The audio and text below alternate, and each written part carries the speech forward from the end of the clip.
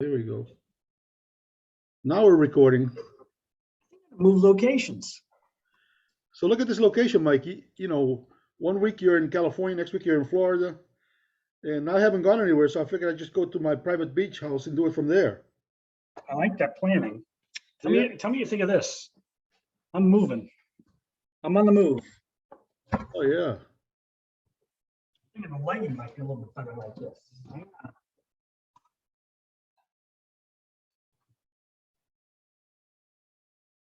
Yeah.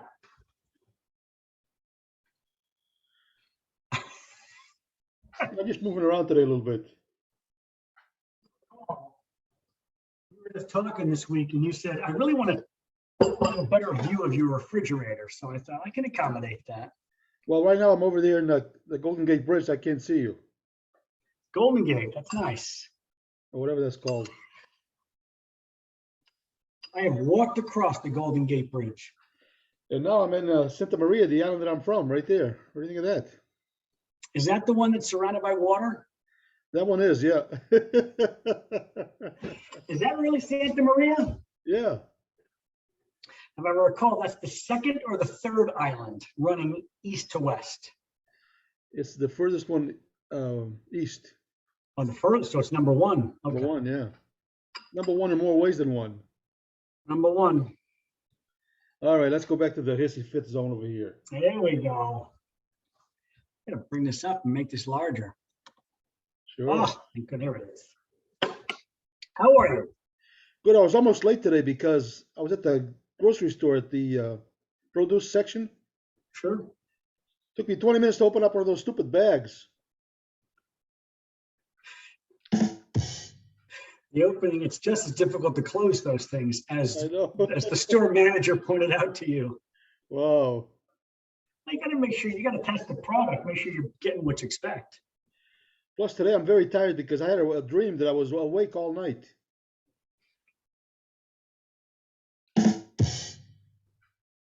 So what's going on with you, buddy? The guy that built the model of the Himalayas, and a friend said, to scale, and I said, no, just to look at. Oh my goodness, good man, a lot to share, a lot to talk about. Glad we're here. I know, huh? Happy Saturday. How's your week been? Good. So last Sunday, Actually, 2 weeks. 2 weeks. yeah, last Sunday we went to this downtown historic Palm Harbor. There was like a original artist show where they had all the street closed off, with everybody had their own booth or tent or whatever you call it, and Yeah. their own art there. So I'm walking down with Terry, one of her friends, and all of a sudden I realized that the singer of the band that fired me was walking towards me. But he didn't notice me right away, but as soon as he noticed me, he was about 10 feet away from me, so now it's too late to hide. So what he did is he actually sped up his speed, his walking cadence. He was with his wife. And he didn't even look at me, he just goes, Mr. Cabral. You know, like, come on, man. After being in What a did he bit together, say? he said, Mr. Cabral. But didn't even look at me, didn't stop, didn't shake my hand, didn't nothing. Just so that wasn't even a greeting, that was a stupid thing, like a guilty conscience thing or something. Oh, Wow. people react funny when people react funny when they're ashamed, quite frankly. Yeah, I think that's what it was, yeah. How's that band of theirs doing? The Backstabbing Boners, what were they called? Well, you know, they went from Oyster Bone. I'm going to change it to either Snail Bone Eh, or the Backstabbing Boners. better. Yeah. That's better. Oh my goodness. Have you been playing some music with anybody? You had a jam a couple of weeks ago. I was supposed to have one today, but the guy that's the main guy that comes in and does all the stuff that everybody else would follow in with, he couldn't do it, so we're not playing today. Huh. Crazy, huh? Yep. Yep. And life goes on and you can hold your head high. I know, huh? So you know the thing where sometimes when people sneeze, Sure. what's your normal reaction when somebody sneezes? I would say God bless you. Right. So one time I was at this place where I worked, and this lady was sneezing, And everybody said, God bless you.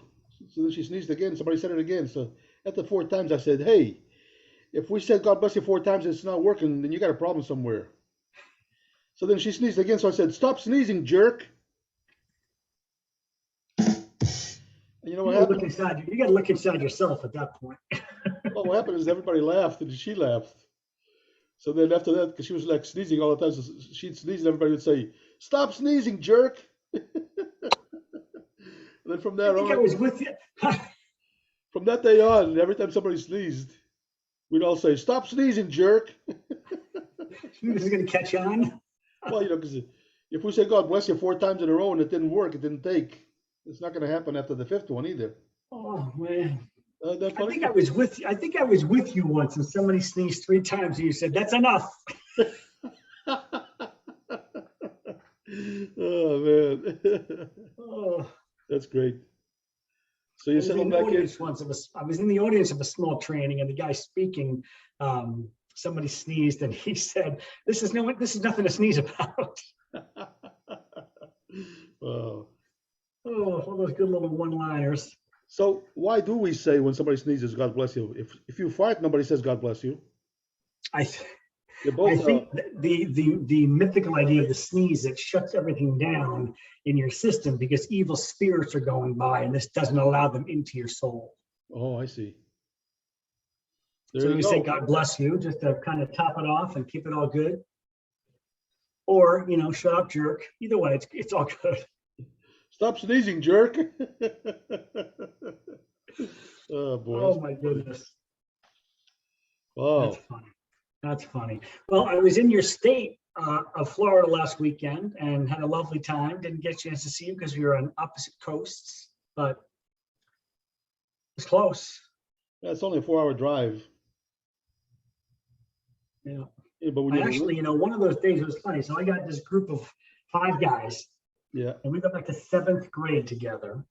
And we get together, I was going to say every year. COVID kind of messed it up. But last week, we got together for a long weekend for the first time in 2.5 years, my buddy's house in Jupiter, Florida.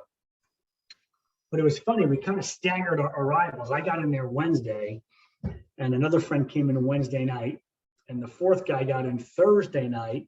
And then the 5th guy, Joe, got in late Friday night. Just work schedules and stuff. So Friday night, 11 o'clock, we're all together. So Saturday night was the first night we were we're together, went out to dinner. And then Sunday morning, the first guy went to the airport at 6 a.m. And I flew out Sunday night. So it was a good time. It was just kind of staggered and interesting, but had some fun, just enjoyed the weather, warmth, the sun. We're dealing with this early spring up here where it's 58 degrees one day. Today it's going to snow. It's just, we're getting there, but it's not there yet. So it's beautiful to be in Florida for 4 or 5 days and just taking the sun and relax. This guy had a couple of those electric bikes. That was kind of fun. Ran around on those for a while. When we were kids, we used to call those mopeds, but that was gas powered. These are all electric. So did you like Jupiter? Had a good time in Florida. Did you like Jupiter? Oh, I love it. I've been down there a couple of times. Yeah. You remember Ron, our buddy Ron? So Ron actually picked me up at the airport because my other buddy Bennett was busy. So Ron and I went to lunch and caught up and had a great time where we can just laugh and laugh and laugh. And so is he still in office? Is he still political? Yeah. So he's got a really good gourmet food business going. Cool. And he's a councilman. And one of these days, we're going to be calling him mayor. Wow. That'd be fun. So Jupiter's a beautiful town. Talk about fun. We played at Tarpon Springs when I was in the band. We played the 4th of July picnic. So we had to get there. It's a very wholesome family event. I'm surprised they would allow a band called the Backstabbing Boners to be on the bill with such a family event. They weren't called that back then, but anyway. Oh. We had to set up early, and there was like a hot dog eating contest, and there was some of the senior citizen ladies that were doing the dance thing and singing. So we had to sit there for about an hour waiting for our turn to go on stage. But there's all these picnic tables that were filled with people. Of course, I went to the first table and I said, "Hey, I just talked to the mayor, and he told me to come show you guys a picture of my pride and joy." So I. Oh God. So they all laughed. So I go to the next table. By the time I got to the ninth table, I think it was or something, I said, "Hey, I just got a call from the mayor. He says for me to come by and show you a picture of my pride and joy." So one of the ladies says, "You just talked to the mayor?" I says, "Yeah." She goes, "Oh, how's he doing?" I says, "Oh, he's great, but he wanted me to show you the picture." She goes, "What's the mayor's name?" I says, "You know, the mayor." Mr. Mayor. So she goes, "Well, he's right behind you." So of course I said, "Well, it wasn't a long distance call. It was, you know." And then I showed him the picture. He thought that was awesome. He says, "If I'd known that, I would have told you to actually do that." So he thought it was funny.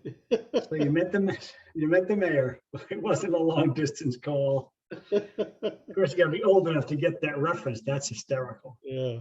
Like if I go to a store or something and there's some employees there, I say, "Hey, listen, I just talked to corporate, and they said for me to come in and show you a picture of my pride and joy." I talked to corporate. Wow. So I gotta grab some. I gotta grab something to show you. I'll be right back. 1 second. Sure. I'll keep talking. Jupiter is a really gorgeous town with all these inlets. The Jupiter Lighthouse is spectacular. We went and had lunch at a really good restaurant called Lucky Shucks. It's owned by Joe Namath. Wow. And we didn't see him, but we had some oysters and just a bunch of appetizers, and the inlet's right there in the Jupiter Lighthouse. It's, of course, it's picturesque town. So what I want to show you is a lot of times when I show people a picture of my pride and joy, a lot of them say, "Oh man, I got to get one of those." Mm-hmm. I say, "Yeah, I've had this one in my wallet for 35 years, but now you can go on your phone, you can do it on Google, do a search for pride and joy, and click on images. It pops right up, and then you can put it on your phone." But now what I decided to do was, because people always say, "I got to get one of those," when they say that, if they are actually going to use it, I like to give them one. So now I said, "Well, listen, take my business card and keep it in your wallet or something. And then when you want to show somebody a picture of your pride and joy, just turn the back." On the back of your business card. Oh my God, you're a genius. So now they're not going to throw the card away, right? That is spectacular. And I tell them, by the way, if you need to give it to somebody and you want another one, just give me a call and I'll send you another one. My business card and my pride and joy. Did you just do that? Yeah. That's genius. That really is. That's sharp. That's very, very smart. I love that. It's marketing. And you're branding yourself. Branding yourself Boom. as the funny guy they remember. Oh, that's a riot. Yeah. Good for you. Good for you. I was at the pier here in So Oldsmar. speaking of real estate, look at this. I just got this in the mail yesterday. I refinanced a house, and the mortgage company I used, ironically, the mortgage company I happen to use is also one of the sponsors of the No Hissy Zone, Cross Country Mortgage. Cross Country Mortgage, yeah, I've heard good stuff about them. LynnDevon.com. So yesterday in the mail comes my little thank you gift, little coasters, right, for drinks. Yeah. And I couldn't this looks like it's kind of like, I don't know, etched or something like that. As I took a closer look, I'm not sure this is going to work. Oh, it is going to work. This is etched. And you know what this is? Watch this. What is it? It says Worcester, Mass. And this is etched in. This is the map of Worcester. Nice. How cool is that? That's cool. So I thought coasters are kind of cool as we get to spring and summer entertaining, but then I realized the personalization of these. I'm like, now I'm really excited about these coasters. Oh, wow. I should just put one right there and put a little, well, you can't see either of that, but what I got here is a coaster and a drink. What do you know? So, by the way, one of the original fans of the Oyster Bone band, yeah, I guess is selling the Oyster Bone shirt at the flea market. He's selling it at the flea market. Yeah. He doesn't want the shirt anymore. As in, I'm done with these idiots? Yeah, pretty much. He said, "Hey." So I said, "Hey, what's the deal with that shirt?" He goes, Well, based upon that, I wish I had an Oyster Bone shirt because I would do something. Would you burn it? If I send you one, would you burn it? Of course. Oh, see. Wow. Funny, our motivation is interesting. I mean, you're motivated to send it to me so I can burn it, but you weren't motivated to send it to me so I could wear it back in the day. Uh-huh. You know what happened? We actually ran out of shirts, and the first order of 100 shirts was I'm the one who created the logo, of course, and I'm the one that got the shirts. I had a first order of 100, and nobody chipped in to help me with that. It was all my stuff. But then when they needed one to give to somebody, it was always out of my stash. It was never, let me You buy. get a large, you can go, yeah, that'll be $10. Yeah, but that's not what happened. So it was another one of those things where I outdid myself and it didn't pay off. Another thing, you did the right thing, and that doesn't mean it's going to be the right thing is done back to you, but that doesn't mean you don't do the right thing. Well done. Do the right thing because it's the right thing to do anyway, right? That's all. Boom. With no expectation of that in kind. So, hey, so I had dinner at a famous Florida, small little, I'm not even sure but there's a group of them, restaurants called Beef O'Brady's. You've been to one of these places? Beef O'Brady, yeah. So Zach, I saw one of those. So Friday, I decided, let me rent a car and drive up and see Zach. Yeah. My son, he lives over towards Lakeland, and he was working till 5. And I'm like, well, shoot me a couple towns. I'll do some Google searching, and I'll drive up. So what are these towns you call it? Avon Park. This is south of you, but probably, is that south by like an hour? Avon Park, yeah, I know where that is, yeah. Avon Park, Sebring. Sebring, yeah. Sebring's on a big lake. I think it's called Lake Johnson. So I found this nice place called the Sunset Grill in Sebring on the lake, and he says 6:30. So I got there at 6, and as I'm pulling into the parking lot, it's about 2 hours my trip. He calls me and he says, "You're not going to believe this." And he had just been rear-ended in an accident. Oh no! They had the 2-lane street, and they had one lane shut down. The traffic guy is moving. He's just waiting to go, and he hears this screech, and then he goes boom, boom, boom, and then he was the 4th of the cars, and he did not hit the person in front of him. So he was fine, but the car was damaged up pretty good. It's drivable. The challenge, like a lot of people have these older cars that's in great shape and great value, and now he'll probably get a check for the value, the book value, which is not a lot. He's got to go car shopping again. But he was fine. I drove to the location. He was just wrapping up with the state trooper and all that stuff. And we took off to Lake Wales. Yeah. And ended up at Beef O'Brady's for a nice meal, and good to see your kid. We spent some time for an hour and talked about his plans. And my daughter's getting married here in 2 months, and he's going to be home for that between his golf gigs. And we had a nice time. He left it about 40 minutes back to Lakeland from there, and I had 2 hours back down to Jupiter. So nice I was traveling on I-4 from Tempe, pick up I-4, and it goes all the way across to the other coast. Yep. Or to Orlando and stuff. So before I get near Orlando, there's a sign that said, Florida Air Museum, next exit. For some reason, that kind of intrigued me. I said, Air Museum, I've never been to an air museum. So I got off the exit, and I followed the signs, and I got there to the parking lot. And I said, Air Museum, my ass, this is a regular building on the ground.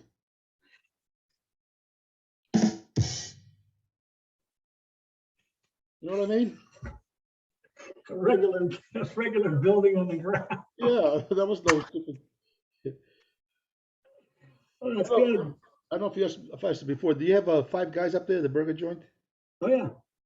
So I walk into a Five Guys place. There's a young girl at the counters, taking the orders. And there's 3 guys back there in the kitchen working. So I said to her, hey, where are the other 2? She goes, the other 2? I says, the other 2 guys. She goes, what guys? I says, well, the sign says 5 guys. There's only 3 guys over there. Where are the other 2 guys? False advertising. So the guy that was the manager, must have heard something, says, hi, what's the question? I said, well, the sign outside says 5 guys, right? He goes, yeah. He says, there's only 3 guys here. Where are the other 2 guys? He goes, oh, man, that's good. He gave me a fist bump. Oh, that's funny. I can't behave myself. I don't know why. Hey, it's time to have a little bit of the Zoom meeting coffee. That's actually hot. You know what? I ran in the door recently. I was out talking to a new friend of mine on the street. Doesn't sound right, but he was here at the water department taking care of some water issues in the street to my house in this week.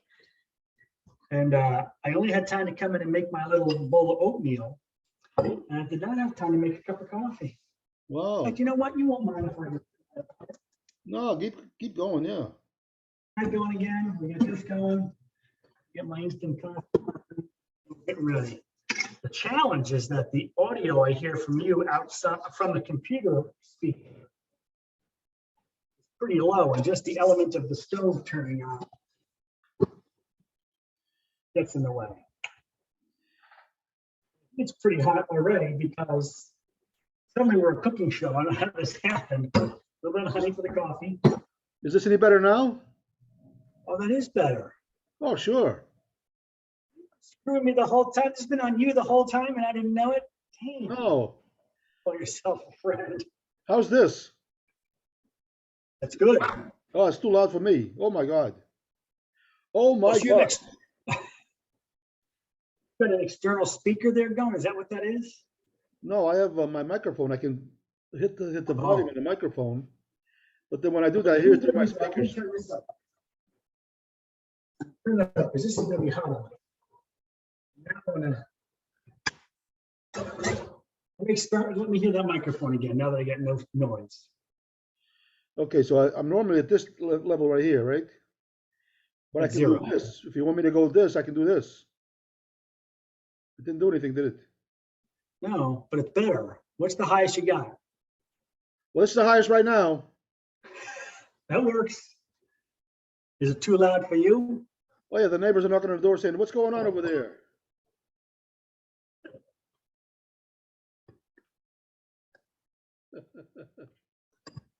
I really enjoy this. I don't know how many other people do, but I'm enjoying it. What, the oatmeal? No, just you and I, and no hissy fit. Oh, it's freaking awesome, isn't it? So Hundreds of people are enjoying it. You know what we need to do is have a contest to get to our 1,000th listener viewer, and then we'll do some sort of celebration at 1,000. So one of my friends says, "Hey, so my girlfriend said she saw you doing a Zoom podcast thing or something." I said, "Yeah." He goes, "So what's the deal with that?" So it's very simple. I have a good friend. We've been good friends since the mid '80s. He lives in Massachusetts. I live in Florida. On Saturday mornings, you know, from time to time, we get together on Zoom and we have a conversation for about an hour. And you know, it's good fun for us. And some people watch that. I don't know why, but it's fun for us. And that's what it is, really. That's what it is. And to me, I'm sure you also, we have a surprising amount of viewers who keep coming back. So we're thrilled about that. I'm not sure we're bringing much value, but we try to bring entertainment and value and good, wholesome values. As far as the viewers, Mike, I can't keep paying them. You know, I'm running out of money. We're sponsors.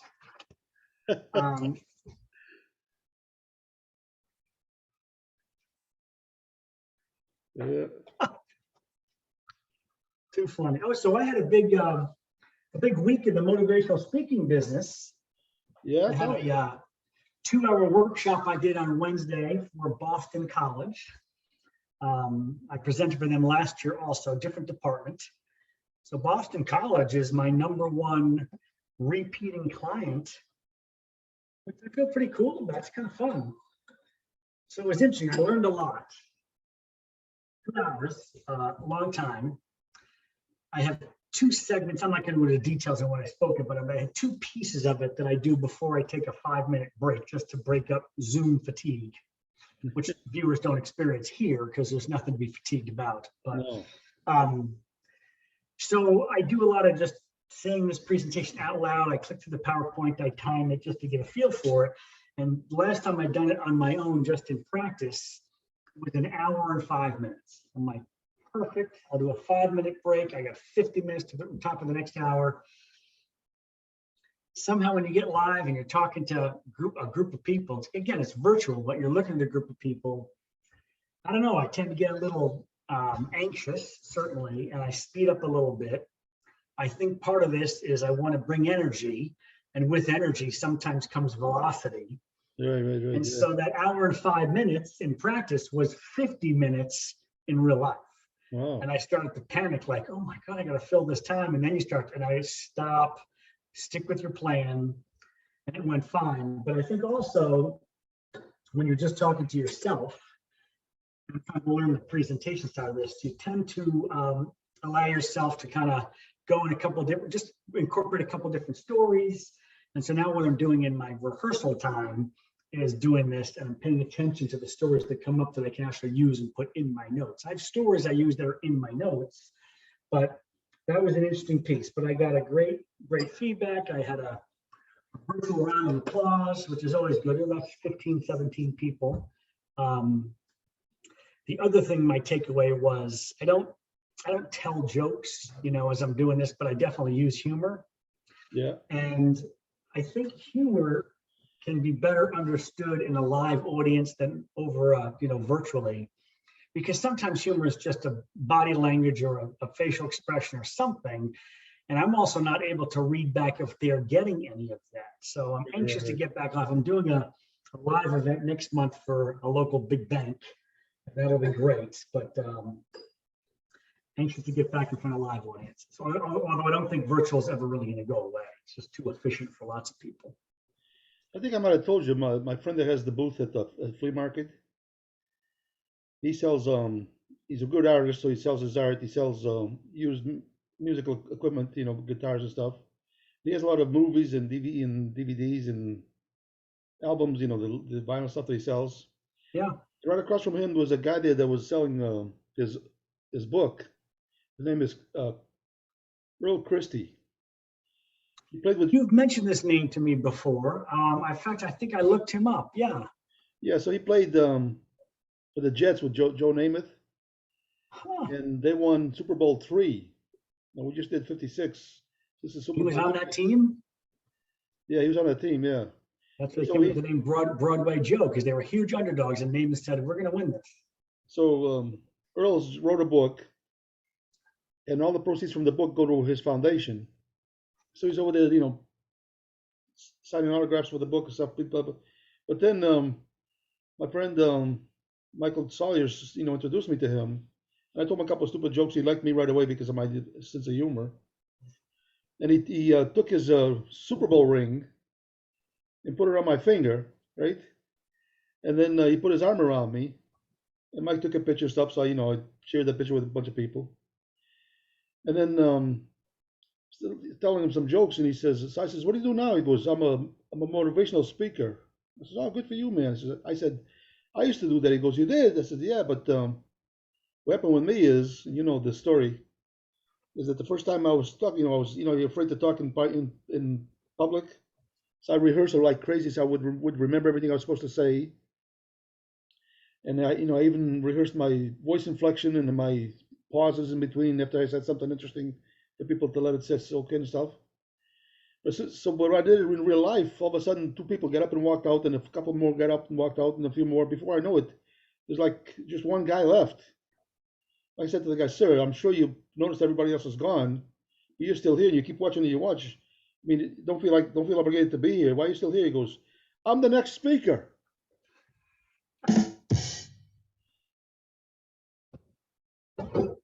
I bet Earl Christie liked that.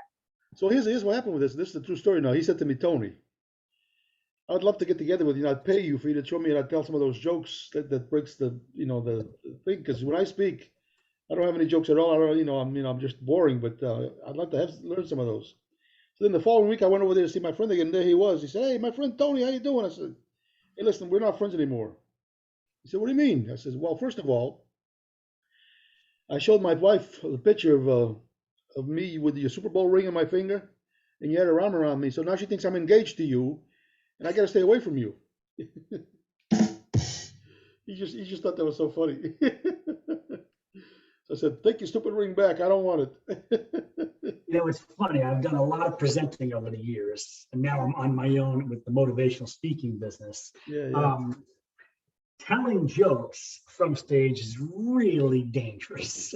I love using humor in it, but to actually tell a joke, and I've done it in the past. I've sometimes opened up some presentations with a joke, but it's got to be really good, and it's got to be kind of unknown because you don't want the people going, "Oh gosh, I've heard this." And I've had a couple of good ones, but in my motivations, I've never really led with a joke. Um, I try to because I have great content. It's life changing, quite honestly, but I try to bring a lot of energy and passion to it, and some humor when it's appropriate. Fascinating concept. But the idea of joke telling is reserved for very few people. You are one of them. Wow. Interesting. So my buddy, my ex drummer, he's still a drummer, but he's not. When I finally talked to him after they backstabbed me and fired me from my own band. Well, you did talk to him. Yeah, so here's the first thing he said to me. When he answered the phone, he goes, "Hey, Tony, we're looking for a guitar player. You know anybody?" I see how you laugh. That's kind of a fun way to break the ice and say, like, that's it. It's a fun way to break the ice unless he's talking to the guy that he fired. That's what I mean. I says, Adrian, you're tone deaf. Don't even say that to me because, number one, you have no idea what it feels like. Number two, you're not looking for a guitar player. You already have one. You had it before you let me go. So don't give me that shit. I said, how did you think that was going to be funny? I know it's funny to you, but how did you think it was going to be funny to me? So he says, well, I'm sorry. I says, you should be. That was not a good thing to say after you fired my ass. It was stupid. What about the other guy who was he a bass player? You kind of brought him up from nothing and taught him how to play? No, John, he's the guitar player. One of the guitar players. So he sent me a real nice thing on a text, not a call, a text. For the last hours, I've been searching and searching and searching for the right words, and there are no words. If it wasn't for you, I wouldn't be playing the guitar, number one. Number two, I wouldn't be in a band. I certainly wouldn't be playing in crowds like we've been playing lately and stuff. He says, I'll never forget you, and I truly appreciate what you did, and thank you for the rest of my life. Wow. So the words he was looking for, by the way, were, hey guys, we can't do this to Tony, not like this. You got to get together and talk and do something. But he couldn't come up with the right words, please. All right. So okay. I've been very blessed because I have a lot of friends. Seriously, and I'm not bragging. It's just one of those things where I have a lot of friends. You do. I think part of being a friend, again, a lot of friends, is to be a good friend. So if I have 4 friends that were in my band that are no longer friends, why would I want to hang out with guys that do that to you? You know what I mean? So as they say, whose loss is it anyway? Correct. I'm not applauding either. I'm just, cleaning my hands of it. Oh, so that's not applause. So I'm mistaken. I didn't get applause from the Boston College group. I guess they were just done with me. Yeah, they're just, when you do this, that's not applause. It's, but talking about applause, Tony Robbins, you like Tony Robbins and stuff. I've heard of the guy. When he claps, it drives me friggin' crazy. When people clap, they just go like this, right? But he does it like this. It's like he's hitting the back of his hands. There's no sound there. That has sound. This doesn't. I'm like, how come somebody never told him how to clap your hands? Should I call him and tell him, Tony? Well, next time I'm presenting with him, I will let him know that there's a friend of mine, Tony's got a problem with the way you clap. And you guys live in the same state, so I think you should pay attention. Next time you watch him, he's performing. Oh, I know. That's how he claps, like this. I'm like, how can that make sense? It doesn't. I know. I've actually seen him live, and I know exactly what you're talking about. It's a funny looking thing. Interesting. Oh well. Wow. Hey, have you seen my business card? Boom. I do love that. I think I might need one of those. Oh sure. It's actually cool, isn't it? It's awesome. That's awesome. Wow. So what's happening to real estate then? Are you keeping busy? How's Jason? Jason, he's a character, man. Wow. He's a nice guy, but in a lot of ways he's very awkward. And sometimes is he a watcher of the podcast? I don't know if he watches it or not, but he's just a nice guy, but he's awkward. So anyway, I guess it's a couple weeks ago, I had him. I had a jam session with one of my friends who was a real good blues player. I mean, really good. I think he's the one I told you about that had a stroke and he couldn't remember that he even had a guitar. Yes. Oh my God, that was amazing. Yep.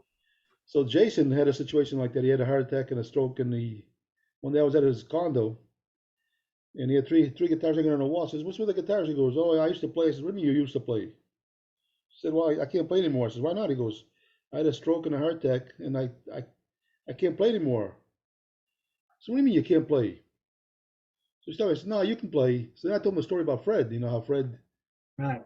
after a stroke, he came home and he saw a room filled with guitars and amplifiers. He says, "What the heck is this over here?" To his wife, she goes, "Well, those are yours." He goes, "Why would I have guitars?" She goes, "Because you're a guitar player. You've been playing for 30, 40 years or more. I don't play guitar." You know, he was totally. So then the next day he went over and tried to play some stuff and he couldn't play anything. He did it every day for a while, but he just couldn't do it. It was like frustrating. So finally he got mad one day and he grabbed one of the acoustic guitars and he went up to the front porch and he sat on the bench. He said he was out there for about 6 or 7 hours just messing around. He finally figured out some chords. And if you saw him play now, you would not believe that he ever had a problem. I mean, the guy's really, really good. Wow. So when Jason was saying he couldn't play, I says, that's total bullshit. You can play. Grab a guitar, give me one, you grab one. We're gonna play a song. He says, "I'm telling you, I can't play." I says, "Just do it." No, I wasn't like a suggestion. It was like an order. So he gives me a guitar. I says, "Okay, you know how to do an E chord?" He says, "Yeah." He says, "Well, show me." So we did the E chord. So there you go. Now you know how to do an A chord. He goes, "Yeah." He says, "Let me show me." So he did it. So okay, I'm gonna do a thing between E seventh and A. So just going back and forth like a nice rhythm thing. I want you to follow me. So I'm doing it, and he's following me. And then I started singing. You know that song, "Are You Ready" by the Grand Funk Railroad? Are you I know ready? the band, I know the song, I just can't get it together. How's it go? Are you ready? Then it go like dun dun dun dun Yep. dun. Yep. So you Dun. started playing that. Right. So then he's looking at me and he's like bewildered. I said, "I thought you couldn't play, buddy." He says, "Well, I didn't think I could anymore." I says, "Of course you can." So now he's been playing a little bit. So he came over here and he met Fred because he wanted to meet Fred because of the story where Fred couldn't play after the stroke, and now he plays. And so he brought his guitar and he jammed with us a little bit. It was fun. He thanked me about Awesome. 5 or 6 times already. And then he left his guitar here because he says, "Hey, can I leave my guitar here?" I says, "Yeah, but that doesn't mean you're going to come back and jam with us all the time. I'm going to take it to the pawn shop and get some money out of it." He's funny. He keeps asking me, when can we jam again? Because he's like, all of a sudden, he's like alive again with a guitar. Oh, you've done this several times with people, and it was done to you initially. That's so amazing. What a cool Yeah. story. Talk about paying it forward. There it is. But the thing when it happened to me the first time, I didn't own a guitar. I never played guitar. I never even touched one until that happened. And then after 2 hours of messing around with it, we were playing a song, and it was amazing. Hey, so was that Louis who did that with you years ago? Yeah, we were playing soccer. Is he the one who plays the very vertical holding guitar? He does that because he has a problem with his wrist. It hurts like crazy, so he can't play it the normal way. So he has to do this with a guitar like that because he can't play it the other So I way. was in Florida with the guys, and we talk a lot of music because we're all into that. Yeah. And we all have our little various things that we like to, our favorites we kind of bring in. And they had never heard of the Let It Be medley that Nuno did. Oh yeah, yeah. And so we're going out to dinner one night, and I have the big screen TV on the wall in the living room. Hang on, I go to YouTube, I bring it up, and Louis in that with that vertical guitar. I've watched this dozens of times. But every time I do, I see somebody new in there because there's dozens and dozens of people. Yeah, yeah, yeah. But when it was done, literally the guys applauded like that was amazing. Because they're all Beatles fans, of course. And Yeah, yeah. I don't know if anybody watching this hasn't seen that. It's just Google or YouTube Nuno and Let It Be, and what a beautiful rendition. It is a beautiful thing, isn't it? Yeah. Oh, Huh. Wow. hey, so we get a baseball season. Major League Baseball finally got together Thursday night and settled all their disagreements and labor stuff. And as of Friday morning, Thursday night officially, we got a full 162 game baseball season with the spring training starting today, and full season, Wow. which is exciting. I didn't think it was going to happen. Most people who are really on the inside were thinking All right, April's out. We're just hoping for maybe some May baseball, and they got it together. So from my house, less than 20 minutes, the Phillies training thing is right away in Clearwater. Then we have the Blue Jays. Those Blue Jays, yeah. Yep. Toronto. Yeah, they're over there in Dunedin. So that's like 15 minutes from me. Canadian team. And then we have the Yankees. They're right across. Never heard of them. Well, you know them. One time the Red Sox were down 3. The Yankees were 3-0. 3 games to 0 against the Red Sox. And then the Red Sox. The Red Sox helped the Yankees make history. We swept them. After they were 3-0, the 3 games against us in the playoffs, we came back and won 4 games in a row. 4, we helped the Yankees make history. I'm just going to drop this down for just a second. New York Mets, baby. That's why we don't know the Yankees. Well, I'm glad you were just showing a T-shirt. we know the Yankees, all right. I grew up in New York as a Mets fan, so National League, I can still hold on to them, and the Red Sox, all good. Yeah, but I'm just excited for everybody. The baseball season is here. It's very exciting. Wow. It'll be fun. Fun, yeah. When we were in Florida last weekend, Bennett had bought 10 tickets total to 2 different spring training games for 5 of us. Of course, none of it happened, you know. So right. You get home from the trip and suddenly it's happening. But so guess what's happening? I also, I think this might be the year on the podcast that I wear the Worcester Red Sox shirt. I just purchased myself this week a little plan for some, not season tickets, but seats for a 9-game plan for the Worcester Red Sox. I'm really excited about this. I went to 4 or 5 games last year, and it was amazing. And I sat all over the stadium thinking that this year, I might buy something. And I wanted to know where I wanted to do this. And so I'm really excited about the location I got. I'll send you the dates. Maybe you come into town, we hit a game, but it's, minor league baseball is such a great take because it's smaller, it's intimate, it's very family friendly. There's a lot of young families and stuff on the field, but the baseball is amazing. It was good, yeah. So, and I can just about walk. I can absolutely walk to the stadium here in Worcester, Polar Park, after Polar Beverages, big Central Mass business. So very exciting. So Monday night, I'm gonna go see Foreigner.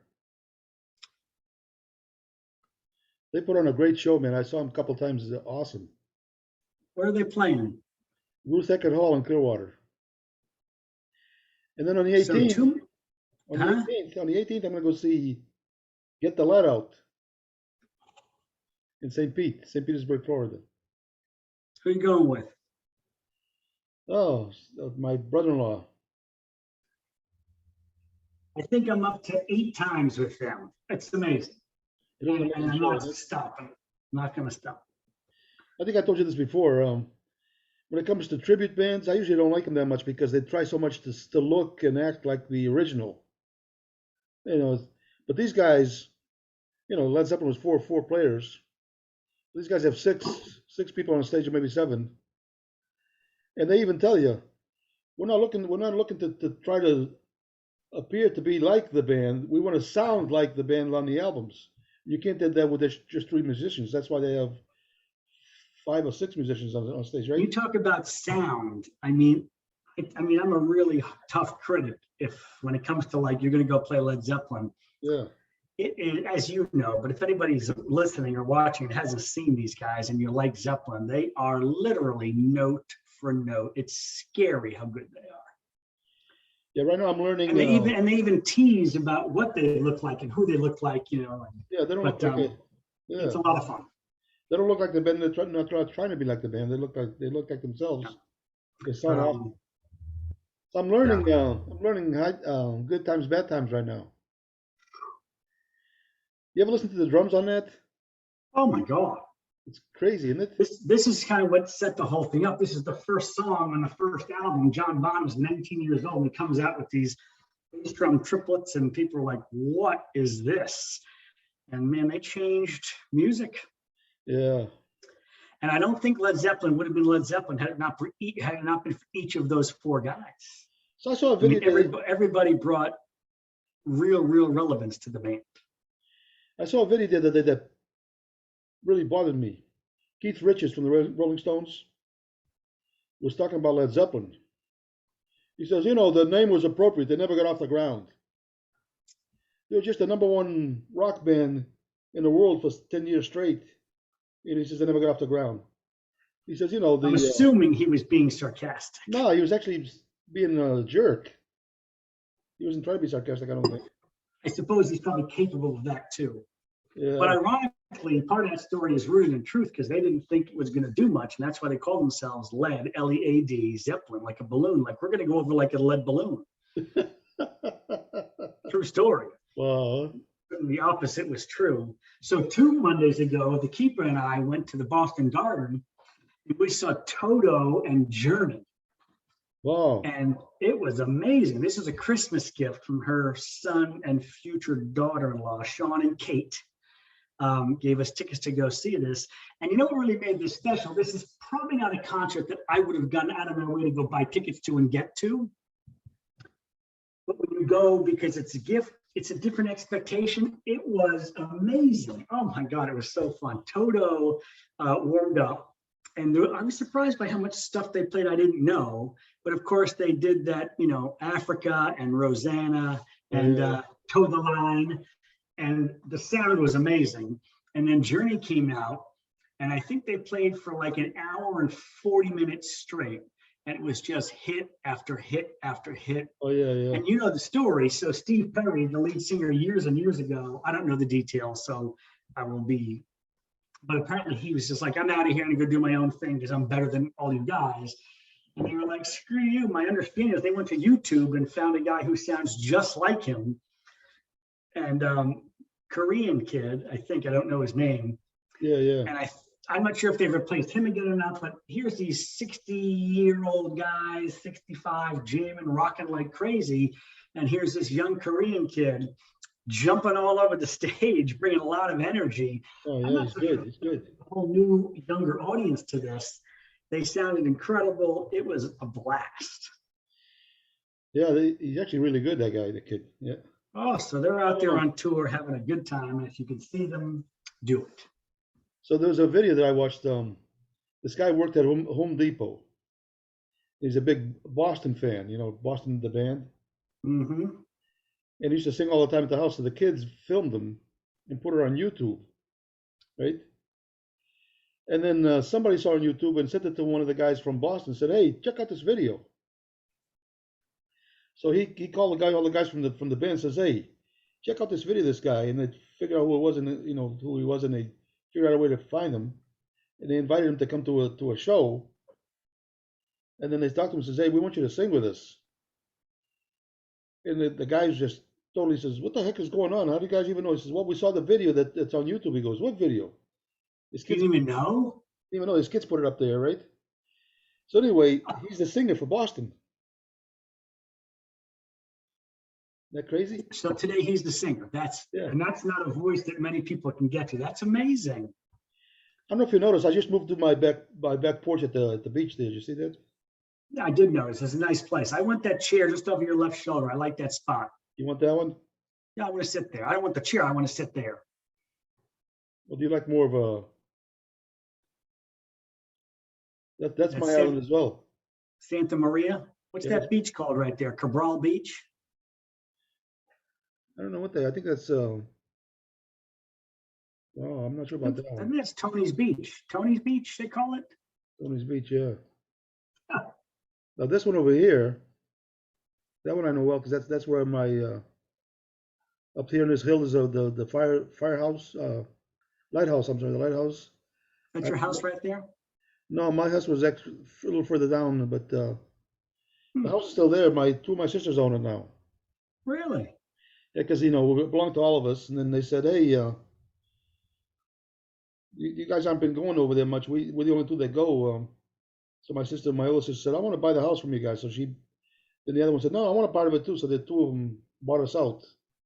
Oh, very nice. Well, they said we can still use it if we want to, obviously, but it's not ours anymore. All right, maybe I'll just go back to this thing here instead. You're going to see Get the Letter. I just bought, just before we started, I happened to check an email. And Indian, have you been to Indian Ranch down in Webster Lake for a concert in the past? No. I've lived in this area for 40 years and I've never been down there until last summer or 2 summers ago. What a great venue. Small, outdoors, you got the lake in the background. It is spectacular. I just bought 2 tickets to a concert coming up this summer. And they do a Sunday matinee show, 1 o'clock in the afternoon, outdoors. Oh. In fact, I saw Get the Lead out there 2 summers ago and brought the band and a bunch of people. It was amazing. And I was a little concerned about Get the Lead out in an outdoor setting, but it was incredible. It's a fun venue. What's it called? Indian Ranch.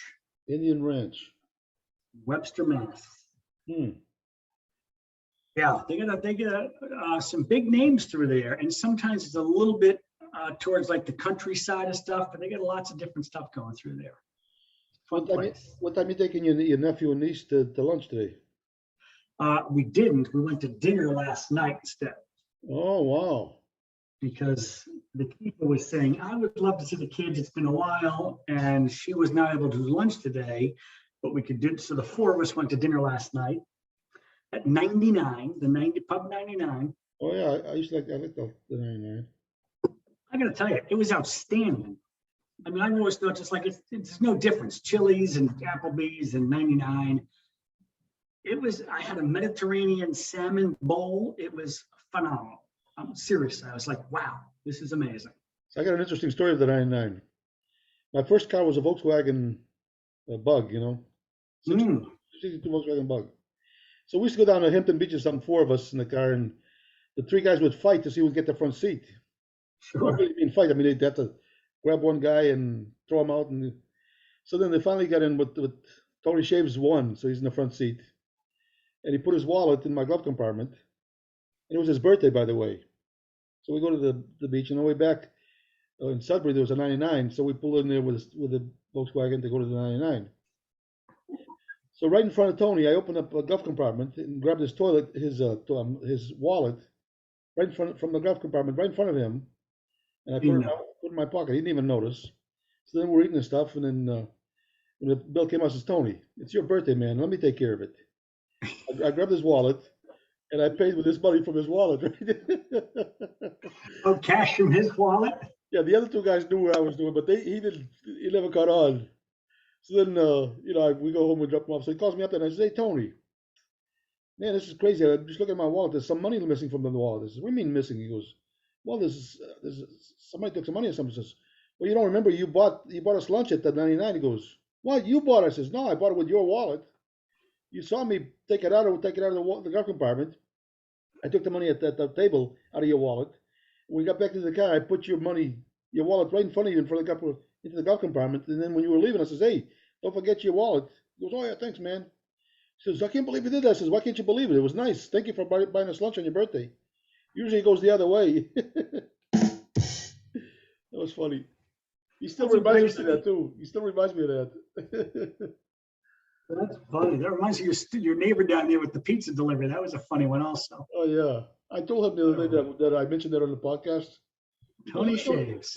He says, I didn't know you were doing a podcast. Well, how do I find it? So I told him it's just go to YouTube and write in no Hissy fit zone.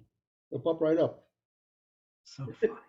He says, you told that story? I says, yeah. He goes, yeah, that was funny. I gotta admit, I told you then. At first I didn't know what to expect. Oh God, that's beautiful. He says the funny thing is, back at the time, I didn't really know you that well because I was new to the neighborhood. But you were a nice guy, but I just, I didn't expect something like that. I says, I know, but I might do it for you again. He says, oh no, I don't order pizza anymore. He says, I pick it up myself. I've actually told that story to people. Yeah. Listen, there's 6 slices, there's 2 of you, that's plenty. And I paid for it, so what are you complaining about? Oh, too much.